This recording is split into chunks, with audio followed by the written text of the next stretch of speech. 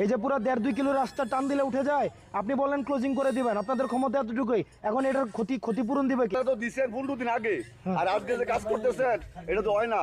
কয় এই তেলটা যে দিচ্ছে এটা তো আমরা গাড়িতে দিতেছি। এগুলো সেটেল হতে একটু সময় লাগে। এই আপনি এই সেটেল হতে কি সময় লাগে? আপনি 2 দিনের রাস্তা যদি আপনার টান দিয়ে এইখানে দেখেন তো, এই এখানে কি আছে? এটা আপনি এখানে কিছু দিচ্ছেন? আপনি এখানে কিছু দিচ্ছেন? আপনারা চিতুই পিঠা চিনেন তো নাকি? চিতুই পিঠার মতো টান দিলে রাস্তা উঠে যায়। সরকার বাজেট দিচ্ছে 40 মিলি, ওখানে করতেছে 22 থেকে 25 মিলি, এবং আপনারা তো দেখছেনই যে কিভাবে টান দিয়ে রাস্তা উঠে যায়। এটা আসলে, এবং এই যে মাটির উপরে হচ্ছে পিচ ঢালাই দিচ্ছে, এবং এখানে দুর্নীতি করবে, এটা হচ্ছে যে সাহসটা হইছে, এটা তো অনেক মানে 5 আগস্টের পরে। ওই কন্ট্রাক্টরটা কই?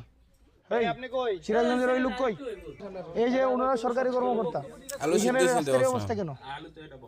রাস্তা এটা মাটি ভালো হয়েছে, আপনি স্পষ্ট কথা বলবেন।